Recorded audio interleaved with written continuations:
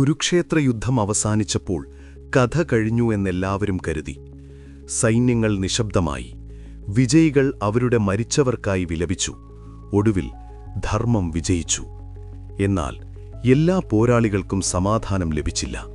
ആ യുദ്ധഭൂമിയുടെ നിഴലുകളിൽ ഒരു മനുഷ്യൻ ദുഃഖത്താൽ വെന്തുരുകി നടക്കുന്നുണ്ടായിരുന്നു. വെറുമൊരു മനുഷ്യനല്ല, ദൈവിക ശക്തിയോടെ ജനിച്ച ഒരു പോരാളി. അന്ന് രാത്രി ലോകമുറങ്ങുമ്പോൾ ദേവന്മാർ പോലും പൊറുക്കാത്ത ഒരു തെറ്റവൻ ചെയ്തു. ആ ഒരു പ്രവൃത്തിക്ക് അവനെ മരണം കൊണ്ടല്ല, മറിച്ച് ജീവിതം കൊണ്ടാണ് ശപിച്ചത്. മരണമില്ലാത്ത ജീവിതം ഒരു ശാപമായി മാറിയവൻ. അവന്റെ കഥ യുദ്ധത്തോടെ അവസാനിച്ചില്ല, അതിന്നും തുടരുന്നു. ചരിത്രം മറന്നുവെങ്കിലും വിധി മാറ്റിവെക്കാത്ത അശ്വത്ഥാമാവിന്റെ കഥയാണിത്. ശാപത്തെക്കുറിച്ചറിയുന്നതിനു മുൻപ് അവന്റെ അനുഗ്രഹത്തെക്കുറിച്ച് നാം അറിയണം. അശ്വത്ഥാമാവ് സാധാരണ രക്തത്തിൽ ജനിച്ചവനല്ല.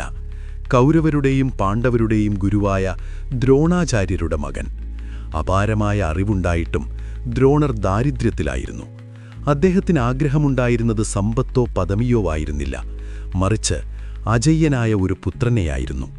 അതിനായി അദ്ദേഹം ശിവഭഗവാനെ തപസ്സു ചെയ്തു. ശിവന്റെ അംശമായിട്ടാണ് അശ്വത്ഥാമാവ് ജനിച്ചത്. ജനിച്ചപ്പോൾ തന്നെ അവൻ കുതിരയെപ്പോലെ കരഞ്ഞു. അതുകൊണ്ടാണ് അശ്വത്ഥാമാവ് എന്ന പേര് ലഭിച്ചത്. അവന്റെ നെറ്റിയിൽ ജന്മനാ ഒരു ദിവ്യമണിയുണ്ടായിരുന്നു. വിശപ്പ്, ദാഹം, രോഗം, ക്ഷീണം എന്നിവയിൽ നിന്ന് അതവനെ സംരക്ഷിച്ചു. ആ മണിയുള്ളിടത്തോളം അവനെ ആർക്കും തോൽപ്പിക്കാൻ കഴിയില്ലായിരുന്നു. ദിവ്യശക്തിയുണ്ടായിരുന്നിട്ടും അശ്വത്ഥാമാവിന്റെ ബാല്യം കഷ്ടപ്പാടിലായിരുന്നു. ഒരു ദിവസം മറ്റുള്ള കുട്ടികൾ പാല് കുടിക്കുന്നത് കണ്ടപ്പോൾ അശ്വത്ഥാമാവ് പാലിനായി വാശി പിടിച്ച് കരഞ്ഞു. പണമില്ലാത്തതിനാൽ അരിപ്പൊടി വെള്ളത്തിൽ കലക്കി പാലെന്ന വ്യാജേന ആ കുട്ടിക്ക് നൽകേണ്ടി വന്നു. അത് കുടിച്ച് പാല് കുടിച്ച സന്തോഷത്തിൽ നൃത്തം ചെയ്യുന്ന മകനെ കണ്ടപ്പോൾ ദ്രോണരുടെ ഹൃദയം തകർന്നു. മകനൊരു നല്ല ഭാവി നൽകാനായി അദ്ദേഹം തന്റെ പഴയ സുഹൃത്തായ ദ്രുപദ രാജാവിനെ സമീപിച്ചു. എന്നാൽ ദ്രുപദൻ അദ്ദേഹത്തെ അപമാനിച്ചു. ഇതിന് പ്രതികാരം ചെയ്യാനും മകന് അംഗീകാരം നേടിക്കൊടുക്കാനും വേണ്ടിയാണ് അദ്ദേഹം ഹസ്തിനപുരത്തെ രാജഗുരുവായത്. ഹസ്തിനപുരത്തെ കൊട്ടാരത്തിൽ അർജുനനും മറ്റു രാജകുമാരന്മാരുമൊപ്പം അശ്വത്ഥാമാവ് വളർന്നു.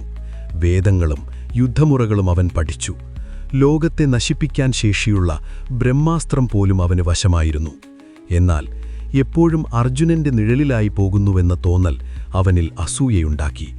തന്റെ സുഹൃത്തായ ദുര്യോധനനോടുള്ള വിശ്വസ്തത അവനെ പല തെറ്റായ തീരുമാനങ്ങളിലേക്കും നയിച്ചു. അവന്റെ ഉള്ളിൽ ധർമ്മവും വികാരങ്ങളും തമ്മിൽ എപ്പോഴും ഒരു യുദ്ധം നടന്നിരുന്നു. യുദ്ധം കൊടുമ്പിരിക്കപ്പോൾ അശ്വത്ഥാമാവ് കൗരവർക്കായി പോരാടി. 15-ാം ദിവസം ദ്രോണരെ തോൽപ്പിക്കാൻ കഴിയില്ലെന്ന് കണ്ട് കൃഷ്ണന്റെ നിർദ്ദേശപ്രകാരം പാണ്ഡവർ അശ്വത്ഥാമാവ് കൊല്ലപ്പെട്ടു എന്ന് ദ്രോണരെ വിശ്വസിപ്പിച്ചു. താൻ കൊല്ലപ്പെട്ടതൊരാനയെയാണെന്ന് ധർമ്മപുത്രർ പകുതി സ്വരത്തിൽ പറഞ്ഞത് ദ്രോണർ കേട്ടില്ല. മകൻ മരിച്ചെന്ന് കരുതി ആയുധം താഴെവെച്ച ദ്രോണരെ പാണ്ഡവർ ചതിയിലൂടെ വധിച്ചു. ഇതറിഞ്ഞ അശ്വത്ഥാമാവിന്റെ ഉള്ളിൽ പകയുടെ കനൽ കത്താൻ തുടങ്ങി. യുദ്ധം കഴിഞ്ഞ് പാണ്ഡവർ ജയിച്ചു നിൽക്കുമ്പോൾ രാത്രിയുടെ മറവിൽ അശ്വത്ഥാമാവ് പാണ്ഡവ കൂടാരത്തിൽ കടന്നു. ഉറങ്ങിക്കിടന്ന ഉപപാണ്ഡവരെ, അഥവാ ദ്രൗപദിയുടെ 5 മക്കളെ പാണ്ഡവരാണെന്ന് തെറ്റിദ്ധരിച്ച് അവൻ ക്രൂരമായി കൊലപ്പെടുത്തി. നിരായുധരായ കുട്ടികളെ കൊന്നത് വലിയ പാപമായിരുന്നു. തുടർന്ന് രക്ഷപ്പെടാനായി അവൻ പാണ്ഡവർക്ക് നേരെ ബ്രഹ്മാസ്ത്രം പ്രയോഗിച്ചു. അർജുനനും ബ്രഹ്മാസ്ത്രം കൊണ്ടെതിർത്തു. ലോകനാശം സംഭവിക്കുമെന്ന് കണ്ടപ്പോൾ വ്യാസമുനി ഇടപെട്ടു. അർജുനൻ അസ്ത്രം പിൻവലിച്ചുവെങ്കിലും അതറിയാത്ത അശ്വത്ഥാമാവ് ആ അസ്ത്രം ഉത്തരയുടെ ഗർഭപാത്രത്തിന് നേരെ തിരിച്ചുവിട്ടു. കൃഷ്ണൻ ഉത്തരയുടെ ഗർഭസ്ഥ ശിശുവിനെ രക്ഷിച്ചു. എന്നാൽ കൃഷ്ണൻ അശ്വത്ഥാമാവിനോട് ക്ഷമിച്ചില്ല. അവനെ കൊല്ലുന്നതിനു പകരം അതിലും ഭീകരമായ ഒരു ശിക്ഷ നൽകി. 3000 വർഷം അവൻ ഭൂമിയിൽ മരിക്കാതെ അലഞ്ഞുതിരിയണം. അവന്റെ നെറ്റിയിലെ ദിവ്യമണി ബലമായി എടുത്തുമാറ്റി. ആ മുറിവിൽ എന്നും രക്തവും ചളവും ഒലിച്ചുകൊണ്ടിരിക്കും. ആളുകൾ അവനെ ഭയന്ന് ഓടും. അവനാരും തുണയുണ്ടാവില്ല. മരിക്കാൻ ആഗ്രഹിച്ചാലും മരണം അവനെ തൊടില്ല. ഇതാണ് അശ്വത്ഥാമാവിന്റെ ശാപം.